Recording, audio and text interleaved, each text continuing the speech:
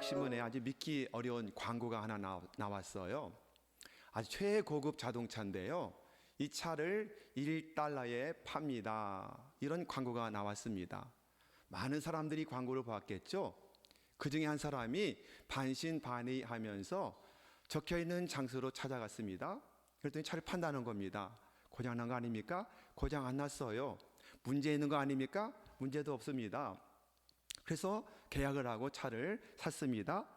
그리고는 너무도 그래도 이해하기 힘들어서 물어봤습니다. 아니, 왜 이렇게 차를, 이 최고급 자동차인데 싸게 팝니까? 거의 거저인데. 이렇게 말했더니 그 여자분이 하는 말이 뭐냐면, 실은 이 차는 내 차가 아니라 남편 차였습니다. 그런데 남편이 죽었는데 죽으며 유언을 남겼어요. 어떤 유언을 남겼느냐면, 이 차를 팔아서 내 애인에게 주라는 유언을 남기고 죽었다는 거예요. 이 아내가 깜짝 놀랐습니다. 자기 몰래 바람 폈다는 것도 충격이었고, 더구나 그 바람핀 여자에게 유산을 남긴다는 것을 도저히 용납할 수가 없었어요. 그래서 1달러에 팔아서 1달러를 그 매연녀에게 주겠다. 그래서 팔았다는 거예요. 이런 일 만나면 좋겠죠. 1달러에 차 사면은. 이 사람은 가벼운 마음을 가지고 차를 가지고 이제 집으로 돌아왔습니다. 그리고 막 자랑합니다. 친척들, 친구들, 가족들에게 막 자랑합니다. 그랬더니 하는 말마다 뭐예요? 나도 보았는데, 나도 광고를 보았는데 농담인 줄 알았지, 누군가 원래 장난인 줄 알았지, 황당한 이야기라고만 생각했지 믿지 않았던 거예요. 왜 이렇게 좋은 기회를 놓쳤느냐 하면 다른 게 아닙니다. 광고를 안 믿은 거예요. 농담으로 여겼기 때문에 결국 한 사람은 그 차를 사서 귀한 선물처럼 받았는데, 나머지 모든 사람들은 다 기회를 다 잃어버린 사람이 될 수밖에 없었던 것입니다. 이 좋은 기회는 다시 찾아올까요? 이런 기회는 다시 찾아오지 않을 것입니다. 오늘 여기에 행복 나눔 축제에 오신 여러분들 중에서 아마 그런 분이 전도하다 보면 항상 있거든요. 좀 더 있다가 믿지, 좀 더 나이가 들면 믿지, 이렇게 말하는 분들이 종종 있어요. 그런데 하나님은 성경 말씀을 통해서 분명히 말씀해요. 예수를 믿는 것은 시급한 일이다. 지금 여기서부터 믿어야 된다. 구원이란 당장 믿고 지금부터 구원을 받아야 한다. 자꾸 뒤로 미루면 결국 기회를 놓치고 만다. 이렇게 말씀해요. 잠언 27장 1절에 이렇게 말씀하죠. 너는 내일 일을 자랑하지 말라. 하루 동안에 무슨 일이 일어날는지 내가 알 수 있다 없다? 없다는 거예요. 이게 인생입니다. 이렇게 연약한 게 인생이에요. 그러니 나중에 믿겠다고, 내일 믿겠다, 내년에 믿겠다, 나이 더 들어서 믿겠다, 내 힘이 빠지면 믿겠다 라고 말하는 사람들은 영원한 기회를 놓칠 수도 있다는 사실을 명심해라. 이렇게 성경은 말씀을 하고 있는 것입니다. 여러분 보십시오. 우리가 사는 세상은 정말 사고가 너무도 많이 일어나요. 원치 않지만 사건이 너무도 많아요.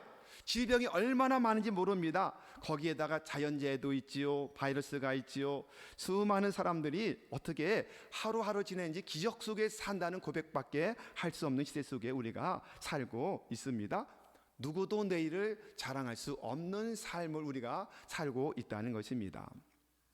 여러분도 아는 것처럼 지난 10월 29일 밤 10시 15분경에 할로윈 축제를 즐기려고 서울 이태원에 몰렸던 인파들이 한꺼번에 몰리는 바람에 압사 사망 사고가 났어요. 정말 안타까운 사건이었죠. 젊은 사람들 158명이 사망했고요, 부상이 196명, 아직도 병원에 입원해 있는 사람이 10명 정도가 된다고 이렇게 발표를 하고 있습니다. 생각해 보십시오. 정말 안타까운 사고인데 그 사고를 당한 사람 중에서 한 사람이라도 그 시간에 그곳에서 압사 사고가 날 것이라고 예견한 사람이 있다면 어떻게 했을까요? 그 사람은 그곳에 가지 않았을 거예요. 화를 피할 수 있었을 것입니다. 그런데 아무도 예견한 사람이 없이 즐기러 갔다 그만 목숨을 잃은 사람이 너무도 많다는 것입니다. 무엇을 교훈할까요? 사람은 내일 일 정도가 아니라 몇 시간 뒤의 일도 알지 못하는 게 인생이라고 하는 거예요. 그렇죠? 엊그제 뉴스에 우리 한국 국적 비행기가 미국에서 이제 갔다가 다시 돌아오려고 잠깐 시간 하는 동안에 승무원 하나가 공항에서 노숙자에서 칼에 맞아 중태에 빠졌잖아요. 그냥 묻지마 범죄에 희생당한 거예요. 언제 누가 나타나서 나를 칼로 찌를지 모르는 그런 시대 속에 살고 있는 모습을 보게 되는 겁니다. 사랑하는 여러분, 그렇기 때문에 내일이 아니라 오늘, 이 다음이 아니라 여기에서 지금 here and now, 여기에서 오늘부터 지금부터 나는 예수를 믿겠다고, 하나님의 자녀가 되겠다고, 나는 천국 백성이 되겠다고 결단하고 다짐하는 여러분 모두가 되기를 축원합니다. 하나님은 말씀을 통해서 긴박하게 우리에게 말씀하고 있는 것입니다. 자, 고린도 후서 6장 2절 말씀 이렇게 말씀하죠. 보라 지금은 은혜 받을 만한 때요, 보라 지금은 구원의 날이다. 이 말은 무슨 말이죠? 지금이 기회인데 그 기회가 영원히 지속되는 것은 아니라고 말씀하고 있는 거예요. 축복의 기회, 일할 기회, 충성할 기회, 헌신할 기회가 지금 있지만 기회는 끝날 때가 있다. 기회를 올 때 잡지 않으면 그 기회는 지나간다. 그런데 그 기회는 영원히 지나가는 것이 구원의 문제라고 말씀하고 있는 것입니다. 자, 우리 예수님은 오늘 본문 속에서 두 가지의 역사적인 사건을 통해서 자꾸 뒤로 미루기만 하다가 결국 구원을 놓칠 수 있다는 사실을 아주 엄중하게 경고를 하고 있습니다. 두 가지의 사건인데요, 첫째는 노아 홍수 사건이고 두 번째는 소돔과 고모라의 롯이 살던 그 소돔과 고모라의 심판의 사건입니다. 창세기 6장에 보면 노아 홍수가 일어나기 전에 상황을 아주 자세하게 묘사를 해주고 있습니다. 그 당시에 갑자기 인구가 막 증가하면서 동시에 도덕적으로, 윤리적으로, 영적으로, 그리고 성적으로 문란하게 되었고 사람들의 마음이 다 포악해져요. 과격해집니다. 성경을 말씀하되 마음에 생각하는 모든 것이 다 악했다, 그렇게 말씀해요. 그래서 하나님이 그것을 보시면서 어떻게 하셨어요? 사람 지으셨음을 한탄할 정도까지 되셨다. 얼마나 그 시대가 타락했던지 사람 지으셨음을 한탄하셨다. 그리고 더 이상 두고 볼 수 없어서 엄중하게 심판하기로 결단을 하는 모습을 보게 됩니다. 그런데 하나님은 은혜 하나님이잖아요. 하나님은 당장 심판하지 않으시고 유예기간을 주셔요. 얼마를 주시느냐 하면 120년이라고 하는 유예기간을 주시고 노아 의인을 통해서 방주를 지으라 말씀하시면서 120년 내내 방주를 짓는 일을 물어보는 사람마다 멸망이 온다, 비가 내려 심판한다는 것을 전하게 하셨던 것입니다. 그런데 120년이 지나도록 한 사람도 구원하지 못하고 자기 가족 8식구만 결국 구원시켰던 놀라운 역사를 이 창세기를 통해서 우리가 보게 되는 것입니다. 왜 다른 사람은 구원받지 못했죠? 다른 게 아닙니다. 안 믿었기 때문에, 농담으로 여겼기 때문에 그들은 구원받지 못했던 것입니다. 또 하나 사건을 말씀하죠. 소돔과 고모라 심판은 창세기 19장에 나오는 사건입니다. 소돔과 고모라라는 작은 성이었는데요, 이 도시가 얼마나 성적으로 문란했던지 동성애가 판을 칩니다. 동성애가 소돔이라고 하는데 이 소돔이라는 것에서 어원이 시작된 거예요. 동성애가 거기에서부터 시작이 되어서 만연했던 모습 보게 되고 그것만이 아니라 온통 폭력이 난무했던 역사를 성경은 기록을 하고 있습니다. 역시 마찬가지 수십 년 동안 하나님의 것을 지켜보셨는데 그들은 점점점 악해져 가고 있습니다. 결국 하나님이 심판을 작정을 하십니다. 그런데 마찬가지로 순식간에 심판한 것이 아니라 의인 롯을 그 성에 보내서 롯으로 하여금 삶을 통해서 하나님을 전하게 하는 사건을 보게 되지 않습니까? 역시 수십 년의 기회를 주셨지만 그럼에도 불구하고 결국 롯의 가족 외에는 한 사람도 구원받지 못하고 오늘 말씀처럼 불과 유황불로 심판을 당했던 사건을 말씀하고 있는 것입니다. 자, 이처럼 우리 주님은 이 두 사건을 통해서 노아의 시대나 롯의 시대나 동일하게 현대에도 그런 반응이 항상 나타나게 될 것이다. 언제까지요? 주님이 오실 때까지, 인자가 올 때까지 그런 시대는 항상 계속될 것이라고 경고하고 있는 것입니다. 어느 시대를 막론하고 구원의 문제를 심각하게 받아들이지 않는 시대가 계속 반복될 것이라고 말씀을 하고 있는 것입니다. 의인들이, 전도하는 사람들이, 목회자가, 주의 종들이 하나님의 심판을 아무리 큰 소리로 긴박하게 말씀을 전한다 할지라도 안 듣는 사람이 너무도 많이 있을 것이다 라고 경고하고 있는 것입니다. 여러분, 다시 창세기로 한번 돌아가 보십시오.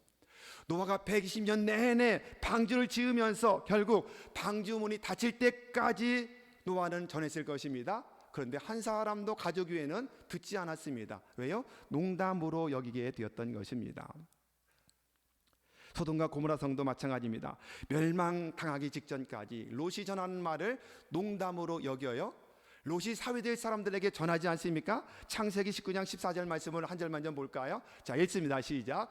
롯이 나가서 그 딸들과 결혼할 사위들에게 말하여 이르기를 여호와께서 이 성을 멸하실 터이니 너희는 일어나 이곳에서 떠나라 하되 그의 사위들은 뭐로 여겼다고요? 농담으로 여겼더라. 이렇게 말합니다. 장인어른의 말을 농담으로 여겼더라. 그냥 정신 나간 노인네 말이라고 농담으로 여겼다라고 말씀하고 있습니다. 결국 어떻게 돼요? 소돔성을 나올 때에 그 사위들조차도 구원되지 못하고 결국에 롯과 두 딸들만 구원되고 나머지는 다 멸망당했다고 성경은 말씀하고 있는 것입니다. 모든 사람 다 기회를 잃어버리게 된 것입니다. 오늘 성경을 보면 주님은 이런 일은 세상 끝날에도 계속해서 일어난다라고 지금 말씀하고 있습니다. 여러분, 그렇다면 세상 끝날이 언제일까요?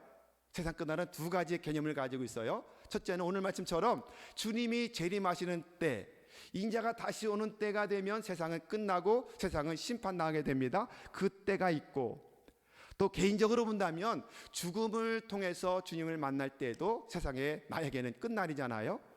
이 둘 중에 하나가 언제 먼저 올지는 몰라요. 내가 먼저 주님 앞에 가서 설지 아니면 주님의 인자심이 재림으로 나타날지 아무도 알지 못하지만 둘 중에 하나라도 세상 끝날에 주님 앞에 섰을 때, 만약에 예수를 믿지 않은 채 그 시간까지 미뤘다면, 거부했다면 절대로 구원의 기회는 놓칠 수밖에 없다는 것이 오늘 주님의 말씀인 것입니다. 여러분, 개인의 죽음을 통해서 한번 생각해 볼까요? 여러분, 죽음이 뭐예요? 죽음은 영과 육이 분리되는 것인데, 올 때는 순서대로 오지만 갈 때는 순서가 없잖아요. 나이대로 순서대로 가는 게 아니잖아요. 이걸 우리가 모두 상식으로 알고 있습니다. 그럼에도 불구하고 대부분의 사람들은 죽음을 남의 일로만 생각을 하거든요.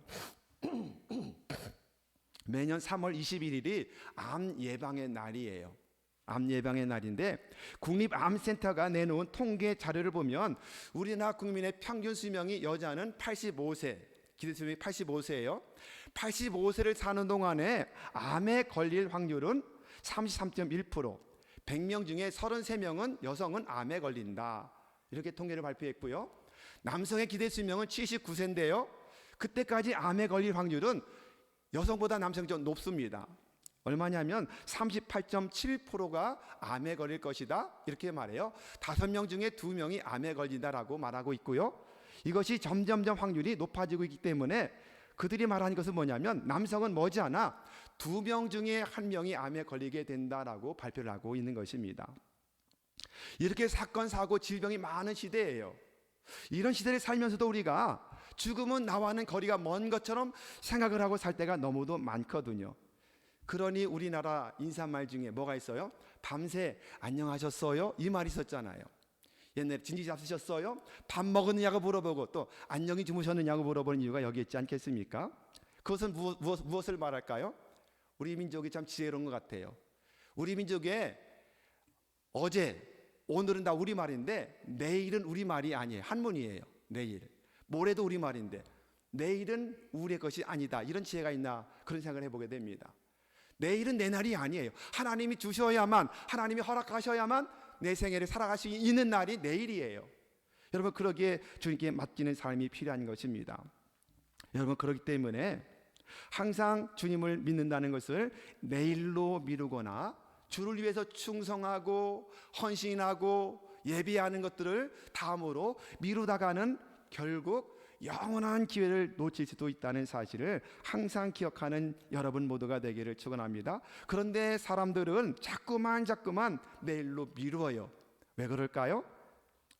몇 년 전에 코미디언 이지의 씨가 폐암에 걸려 투병 생활하다가 돌아가셨어요. 근데 이분이 마지막 아주 거의 이제 돌아가시기 직전에 광고에 나와서 광고한 걸 여러분 혹시 기억하십니까? 여러분, 담배는 독입니다 라고, 내가 담배를 너무 많이 피워서 폐암으로 죽는다는 것을 이야기하면서 광고를 하게 되었던 적이 있었어요. 지금 그때 나왔던 그 모습이거든요. 이 캠페인을 벌리면서 그때 당장은 흡연율이 많이 줄었다는 통계가 있었어요. 근데 그것도 잠시지요. 사람들이 담배를 피면 폐암에 걸린다, 죽는다, 독이다, 담배 속에는 40여 가지의 발암물질이 있다는 거예요. 그런데 알면서도 사람들은 담배를 못 끊어요. 요즘에는 길가에 가다 보면 젊은 남녀 모두가 다 그냥 모여 있는 자리에서 그렇게 담배 피우는 모습을 많이 보게 되지 않습니까? 담배를 피면 폐암에 걸릴 확률이 굉장히 높아진다는 것을 알면서도 담배값을 집어던지지 못해요. 또 담배값에는 무시무시한 폐가 이렇게 시커멓게 된 그림들을 놓고 있잖아요. 그걸 보면 안 피울 것 같은데 사람들은 여전히 담배를 피고 있습니다. 왜 그럴까요? 암세포가 생기려면 적어도 10년 내지 40년 걸린다는데 아직 오지도 않은 문제를 왜 내가 지금부터 걱정하고 그래? 이러면서 무감각하게 살아가는 것입니다. 사람들의 근성이 그런 거예요. 그러나 언제 어떻게 될지 아무도 모르는 인생이다. 그렇기 때문에 하나님은 너희는 내일 일을 자랑하지 말고 오늘 성실하게 믿음으로 살아가라, 이렇게 교훈하고 있는 것입니다. 내일로 미루다가 구원의 기회를 놓친 안타까운 분의 이야기가 있어요. 전 과기처 장관을 지내셨던 정근몰 박사님은, 이분은 장로님이시거든요. 우리 성결교회 장로님이신데 이분이 굉장히 믿음이 좋아요. 세계적인 원자력 학자이십니다. 이분이 친구 중에 아주 절친이 있었는데 전두환 정부 시절에 경제수석을 지내 그 당시에 경제 대통령이라고 이름 불렸던 김재익 박사입니다. 이분과 아주 절친이에요. 정장로님이 이분에게 전도하려고 늘 기회를 엿보았습니다. 근데 이분은 예수를 안 믿어요. 지독히 안 믿습니다. 언젠가는 만나서 꼭 복음을 전해야지 마침 만날 기회를 만들었습니다. 그리고는 만나서 함께 말합니다. 김 박사, 오늘 내가 들려주는 이야기는 아주 중요한 이야기야. 오늘 좀 신중하게 좀 들어줬으면 좋겠어. 이렇게 말을 꺼냈더니 이미 전도하려고 하는 것을 알고 자꾸만 회피하는 겁니다. 경제 이야기, 정치 이야기, 이런 것으로 말을 자꾸만 돌리는 거예요. 돌리면서 결국 기회를 놓치고 말았어요.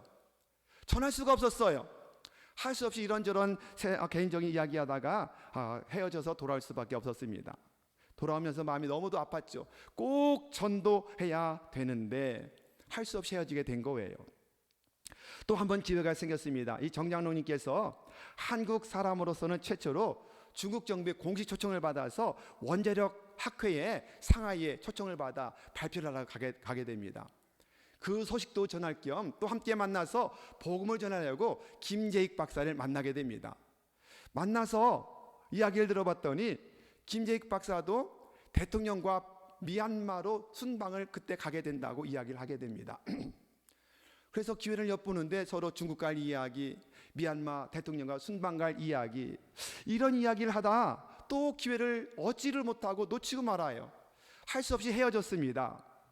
그리고는 정장로님은 중국 상해로 가서 협회에 참석을 하게 되고, 김재익 박사는 대통령을 모시고 미얀마 순방을 갔는데 중국에서 뉴스를 통해서 아웅산 폭파 테러 사건의 뉴스를 접하게 된 것입니다. 그리고 바로 이어서 김재익 박사도 함께 순직했다는 이야기를 속보로 듣게 되었습니다. 그때 고위공직자 장관을 비롯해서 고위공직자가 17명이 사망을 했거든요. 그 소식을 듣고 호텔에 돌아와서 통곡하며 울었습니다. 그리고 서둘러 귀국을 해서 영안실을 찾았습니다. 통안에 눈물 흘리면서 고인의 영정사진을 바라보고 있는데 마치 그 영정사진에서 자신에게 그 김재익 박사가 이렇게 말하는 것처럼 들리더라는 거예요.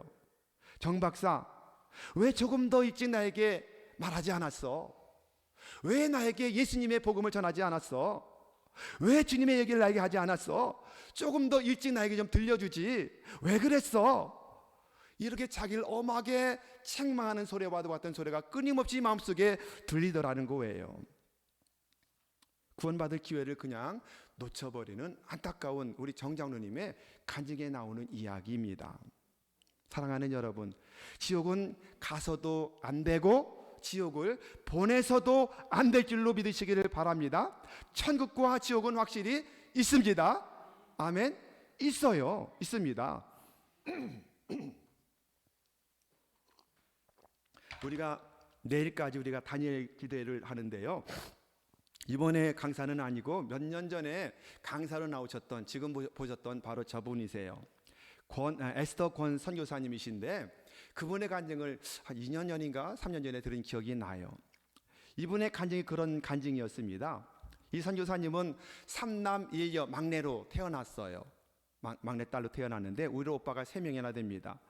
근데 문제는 가정에 아버지가 얼마나 축복이 심한지 술만 먹으면 어머니를 때리고 집안의 모든 직기를 부수고 항상 매일매일 집안이 지옥입니다. 지옥입니다. 그런데 그렇게 축복이 심하던 아버지가 늘 사슴이 칼을 품고 다니며 사람들을 위협하는 그런 삶을 살았대요. 그래서 난장을 부리고 때리면 피해서 가족이 도망가야 되는데 숨겨줄 집이 아무도 없었다는 겁니다. 왜냐하면 숨겨주었다가는 그 집까지 봉변을 당하기 때문에 숨겨줄 수가 없었던 거예요. 매일매일 지옥이었습니다. 그런데 그런 아버지가 어느 날 목을 매서 자살을 합니다. 자살을 하니 술도 안 먹고 때리는 아빠가 없으니 잠깐 천국에 온 것처럼 그렇게 느꼈습니다. 그런데 문제는 그 사건 때문에 우울증에 시달리던 둘째 오빠가, 항상 전교 1등만 했던 오빠라고 그래요. 근데 우울증에 시달리다가 목매어 또 자살을 합니다. 점점 좀 심각해지는 거죠. 다시 그 가정은 지옥이 되었습니다. 그런데 또 큰아들, 큰오빠가 한강에서 뛰어내려 또 자살을 하고 맙니다. 완전히 가정이 풍비박산된 거예요. 근데 놀랍게도 하나님의 은혜가 임해서 그 어머니가 큰아들까지 자살로 인생을 마감하자 예수를 믿기 시작합니다. 그리고는 딸에게 복음을 전해요. 딸이 악을 썼습니다. 하나님이 살아계시다면 어떻게 우리 가정이 풍비박산 나고 우리 오빠들이 다 자살로, 아빠도 자살로 인생을 마감할 수 있겠느냐, 욕을 하며 하나님을 저주하며 바락바락 대들었습니다. 그리고는 이분도 결국 자살을 하려고 목을 맵니다. 그 마지막 숨 한 번만 넘어가면 죽는 그 상황에서 영안이 열려요. 지옥을 보게 됩니다. 지옥을 보내 제일 먼저 본 것은 무엇이냐면, 둘째 오빠가 목매 죽었잖아요. 지옥에서 그 목매에서 매달려서 발버둥치는 오빠를 보고 고통당하는 그 오빠의 모습을 보면서 하나님이 주신 생명을 스스로 끊는 것이 가장 큰 죄이기 때문에 가장 큰 벌을 받는다는 소리를 듣게 됩니다. 그리고 참혹해 떨고 있을 그 상황, 찰나의 순간이죠. 그 시간에 어머니의 기도가 지옥까지 들리는 거예요. 어머니의 기도가 들립니다. 어머니의 기도가 들리는데, 하나님이여, 남은 내 자녀들 절대로 지옥 가지 않게 도와주십시오. 구원해 주십시오. 간절히 외치는 어머니의 기도가 그 지옥에서 딸이 지금 듣는 거예요. 어머니의 기도가. 그 순간 자기도 모르게 소리쳤습니다. 하나님, 나 죽기 싫어요. 나 좀 살려주세요. 한 번만 살려주시면 제가 주님의 종이 될게요. 서원합니다. 그 순간에 살아났어요. 비로소 예수님으로 말미암아 심령 속에도, 그 가정 속에도 행복이 찾아오고 완전히 태어난 날을 저주했던 그 가정이 예수로 온전히 하나가 되기 시작을 합니다. 인생의 모든 방황이 다 끝난 거예요. 그리고 주님 주신 사명을 발견하게 됩니다. 이분이 에스더권 선교사님이 치과 의사를 만나서 의료 선교하는 일을 시작을 하게 됩니다. 그리고는 본인이 직접 신학을 하고 목사 안수를 받게 됩니다. 그리고는 두 부부가 멕시코로 건너가서 교회를 개척해서 의료 선교하며 교회를 개척합니다. 그리고 하나 남았던 셋째 오빠도 신학을 해서 목사가 됩니다. 그리고 올케도 신학을 해서 목사가 됩니다. 목사가 3명 나오는 집안이 되었던 거예요. 여러분, 이것이 복음의 능력입니다. 예수를 영접하지 않았더라면 다 더 비참한 그런 가정으로 전락할 수밖에 없었을 텐데, 예수를 믿는 순간에 하나님이 완전히 바꾸어서 축복의 역사로 나타나게 하셨던 은혜.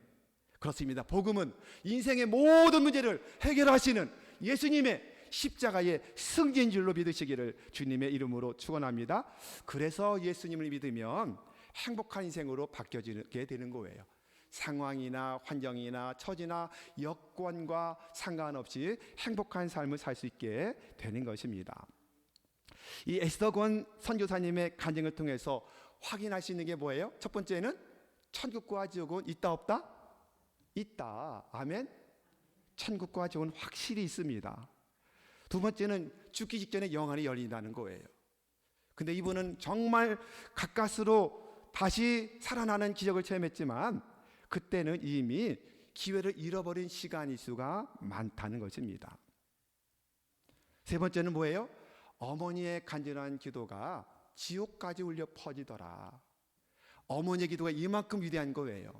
사랑하는 여러분, 오늘 처음 저희 교회 오신 여러분, 우리 어머니들, 어머니의 기도가 얼마나 중요한지 다시 한번 기억하시면서 정말 자녀들을 위해서 간절히 기도하여 그 영혼 구원하고 가정 천국 삼는 여러분 모두가 되기를 주님의 이름으로 축원합니다. 그러면 지옥과도 같은 인생이 변하여 천국이 될 줄로 믿습니다.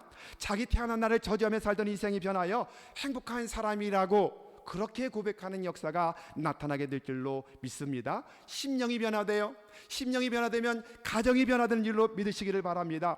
그리고 이 땅에 하나님이 나를 보내신 목적을 알아요. 사명을 알아요. 사명자가 될 줄로 믿으시기를 주님의 이름으로 축원합니다. 여러분, 그러기에 예수를 믿고 구원받는 것을 내일로 다음으로 미루지 마십시오. 오늘 이 시간 여기에서부터 새롭게 결단하는 여러분 모두가 되기를 주님의 이름으로 축원합니다. 예수를 믿으면, 예수를 마음속에 영접하면 어떤 축복을 받을까요? 첫째, 하나님의 자녀가 되는 축복을 받아요. 하나님의 자녀가 되는 축복을 받아요. 요한복음 1장 12절, 영접하는 자 곧 그 이름을 믿는 자들에게는 하나님의 자녀가 되는 권세를 주셨으니 할렐루야. 믿으시기를 주님의 이름으로 축원합니다. 하나님의 자녀가 됩니다. 하나님의 자녀가 되면 두 번째 받는 복은 무엇이냐면 아버지가 계신 그 천국이 나의 집이 되는 거예요. 아멘. 그렇습니다. 그 천국은 주님이 계신 것이기 때문에, 그분이 나의 아버지이기 때문에 저절로 그곳에 가는 거예요. 천국은 내 공로 가지고 가는 게 아닙니다. 천국은 내 아버지가 계신 곳, 내 집이기 때문에 들어갈 수 있는 곳으로 바뀌어지는 줄로 믿으시기를 바랍니다. 세 번째 복은 무엇일까요? 그 자녀에게는 기도 응답의 복을 주신다고 분명히 약속을 하고 있습니다. 요한복음 16장 24절에 지금까지는 너희가 내 이름으로 아무것도 구하지 아니했지만 이제는 구해라, 그리하면 너희 기쁨이 충만하리라. 할렐루야. 여러분, 어떤 소원, 어떤 기도를 가지고 있으신가요? 특별히 자녀들 향한 간절한 기도를 많이 하는 여러분 모두가 되기를 바랍니다. 예수 믿고 주님의 자녀가 되면 기도 응답의 축복을 받아요. 그래서 살아계신 하나님을 간증하는 간증의 주인공이 될 줄로 믿으시기를 축원합니다. 네 번째, 기회를 놓치지 않고 예수를 믿으면 하늘나라 갈 뿐만 아니라 이 땅에서도 더 풍성한 복을 받게 하신다라고 말씀해요. 제가 제일 좋아하는 말씀 중에 하나가 요한복음 10장 10절이거든요. 내가 온 목적은 양으로 생명을 얻게 하고, 생명은 구원을 얻게 하고, 생명 얻은 양들에게 더 풍성한 삶을 살게 하시려고 내가 이 땅에 왔노라라고 말씀하시는 그 말씀대로 이 땅에서도 풍성한 복을 받게 될 줄로 믿으시기를 축원합니다. 마지막, 우리가 예수 믿고 구원받으면 마귀와 사탄, 악한 영들이 떠난다는 사실을 확실히 믿는 여러분 모두가 되기를 바랍니다. 하나님의 아들이 나타나신 것은 마귀의 일을 멸하러 하심이라. 이렇게 요한 1서는 말씀을 하고 있는 것입니다. 그러므로 우리는 날마다 승리할 수가 있습니다. 나는 연약해요. 나는 부족해요. 나는 넘어져요. 연약한 존재지만 하나님이 함께 하시고 성령님이 함께 하시고 때로는 천군 천사까지 동원해서 나를 지켜주시고 보호하시기 때문에 언제나 당당하게 승리하는 삶을 살게 될 줄로 믿으시기를 주님의 이름으로 축원합니다. 따라서 해보실까요? 나는 이미 승리했습니다. 아멘. 하나님의 자녀가 되면 날마다 승리하는 삶을 살게 될 줄로 믿습니다. 사랑하는 여러분, 기회는 영원하지 않습니다.